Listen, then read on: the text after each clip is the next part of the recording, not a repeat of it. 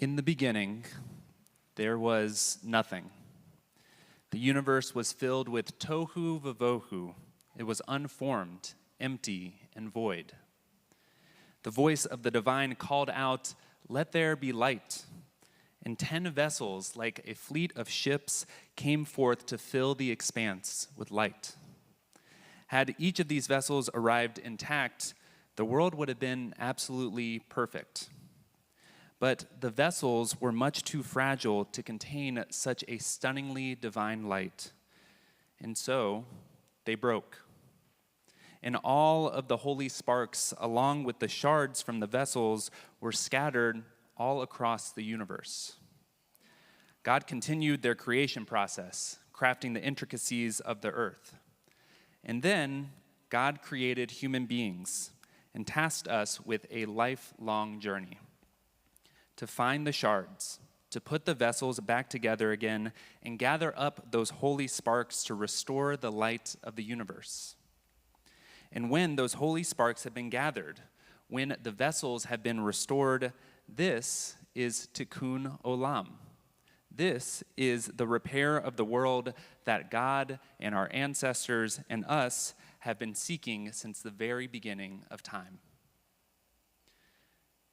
This story from the mystical Jewish tradition has been passed down for millennia. It is a story that speaks of light, encouraging us to bring more light, more goodness into the world. But I now see this story differently. I understand this story through the lens of the past year, a year filled with pain, tragedy, and heartache. Now, when I hear this story, I think more explicitly about the broken shards from those 10 vessels that, along with the holy sparks, also scattered themselves across the universe. Those broken shards of all sizes, some with jagged edges, others with smooth curves, some out in the open for all to see, others barely glinting in the moonlight. And that in order for us to gather up those holy sparks, for us to restore the light of the universe and repair the world, we have to also gather up those shards of the vessels, the shards of brokenness. We are, unfortunately, quite familiar with those shards of brokenness. 1,200 Israelis killed on October 7th, 42,000 Palestinians killed in Gaza at the very least, 101 Israeli hostages being held captive by Hamas, raging attacks from Israeli settlers in the government in the West Bank, almost the entire population of Gaza hungry and homeless, Israelis in the north and the south still stranded from their homes because of Hamas and Hezbollah, thousands killed in Lebanon because of Israeli strikes with 1 million displaced, the ongoing war in Ukraine, civil war in Sudan, a current climate crisis with even more disastrous results coming in the future. And in our own country, horror stories of women being refused abortion care, the devastation of hurricanes in the South, demonization of Haitian immigrants in Ohio, a sharp uptick in anti-Semitic events, widespread homelessness and poverty, an increase in violent and deadly actions by the police, continued gun violence in schools, and perhaps one of the most consequential elections in United States history on the horizon. We know too well the shards of brokenness that exist in our world. And our question for us right now, at the start of 5785, a pivotal moment in our Jewish community, in this country, and in this world, is how do we gather up these shards of brokenness and restore the light of the holy sparks to the universe? This sacred task requires much of us, especially during these unprecedented times. And I don't know about you, but I'm really tired of being in unprecedented times. The suffering, it just feels immense. The challenging political conversations in our lives can leave us feeling so stuck, so confused. Our bodies, our minds, and our souls just can't navigate it all, and it sometimes feels like nothing we do will actually matter in the long run. In my own stuckness over the past year, I found great wisdom from another story in our tradition. In Jewish antiquity, a great debate was held. What is the most important verse in the Torah? One rabbi came forth sure that they had the right answer. Shema Yisrael, hear, O Israel, Adonai is our God, Adonai is one. It's the core theological principle of Judaism, a prayer that we chanted together this morning. It seems like a pretty good answer. But no. No, another rabbi responded and shared their idea. Ve'ahavta l'reacha kamocha, love your neighbor as yourself.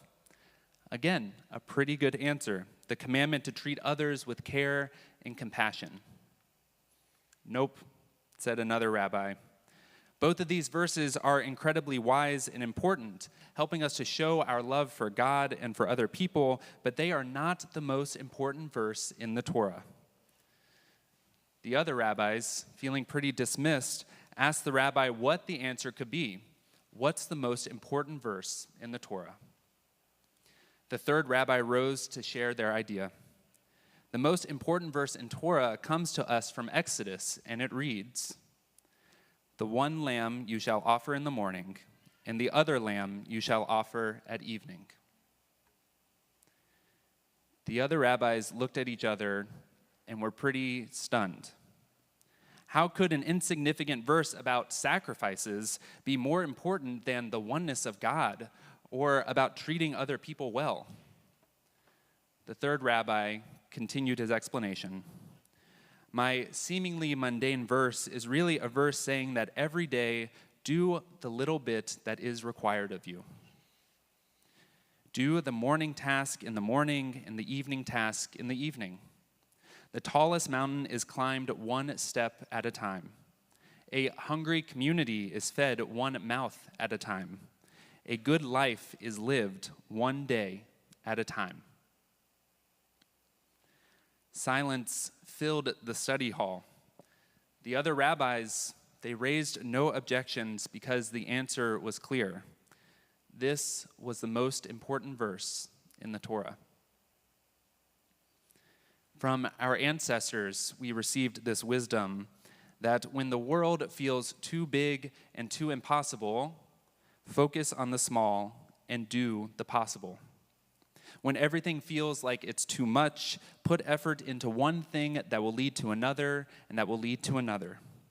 Every great journey starts somewhere. We must focus on the small and we must do the possible. This, of course, is easier said than done. When we think about all the shards of brokenness that exist in our world, we might think that it's going to take heroic efforts to actually address them and restore the holy sparks of light to the universe. But we must not let our fear of these challenges keep us from taking action. In her article, Why I Changed My Mind About Volunteering, Rachel M. Cohen notes that during the 2010s, the rise of the Occupy movement, growing climate crisis, rising economic inequality, and even Bernie Sanders' campaign for president taught an entire generation that their focus should be on tearing down the whole system, not necessarily in individual actions.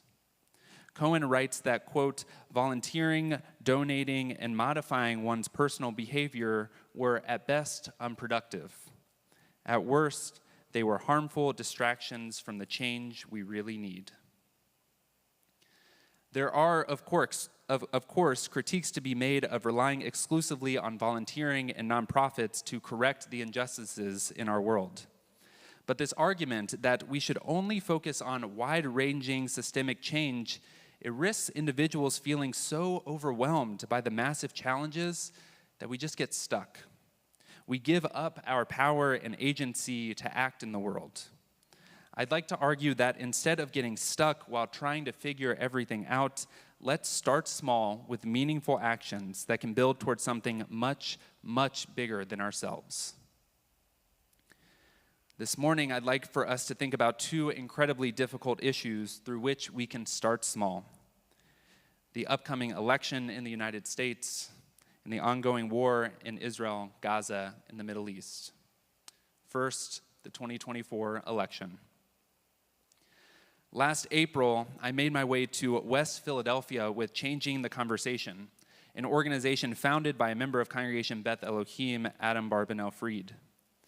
Their strategy is focused on deep canvassing, having 5, 10, 15-minute conversations with community members in hopes of increasing their likelihood of voting. As I made my way from door to door in this mostly low-income and Black neighborhood, I had several conversations that have stayed with me 6 months later. The Black mother who was concerned that she didn't know her neighbors anymore because of gentrification.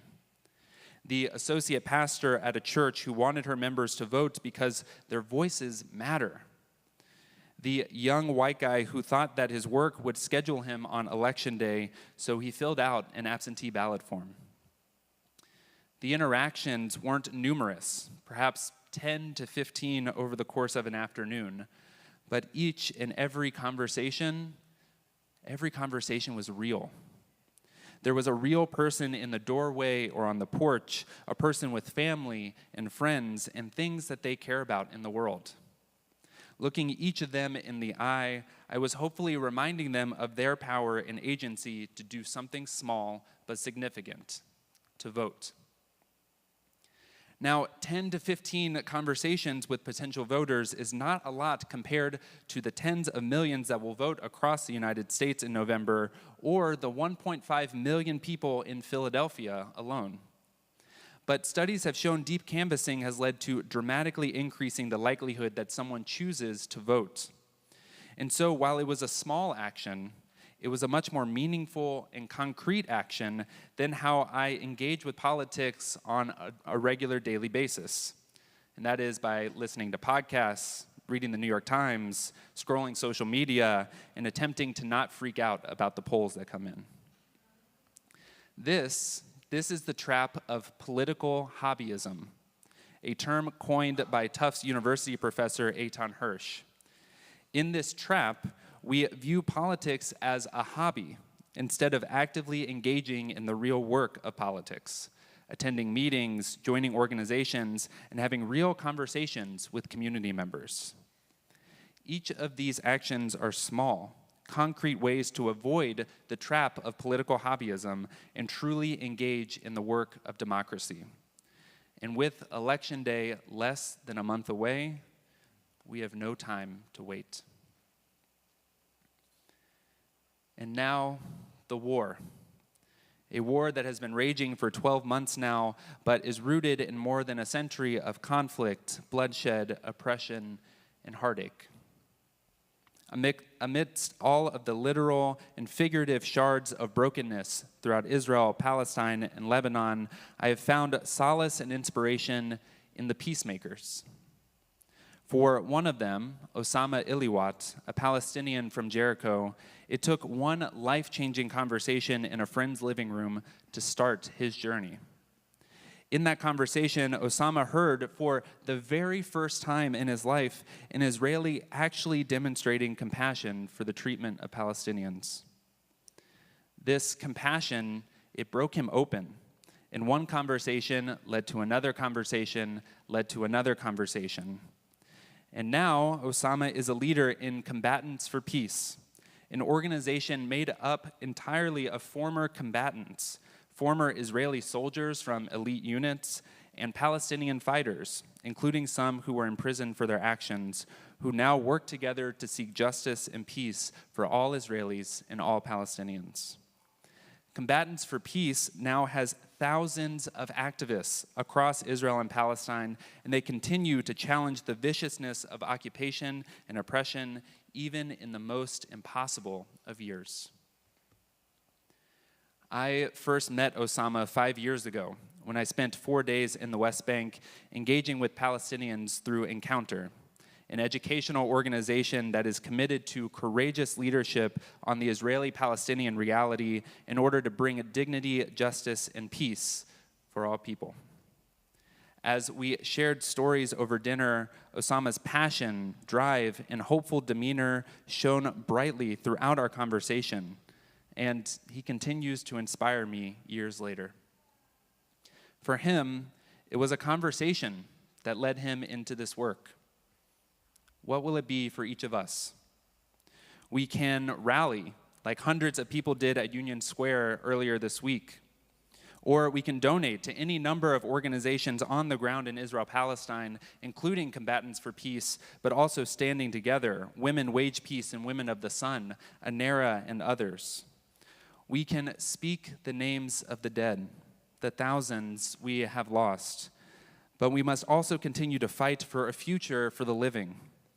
We must not let the bigness of this issue, the pain of this issue, the physical distance of this issue keep us from engaging in any small way possible that can bring more justice, more hope, and more peace to the peoples between the river and the sea and throughout the Middle East. When the world feels too big and too impossible, focus on the small and do the possible. Find your people. Form communities, use your skills, donate money, give of your time. And once you find the thing that is meaningful, don't let it be a one-time thing. As our tradition reminds us each and every day, we must do something. And we here at Brooklyn Jews are going to help. When you registered for High Holiday tickets, there were a myriad of options and opportunities to engage in community this year.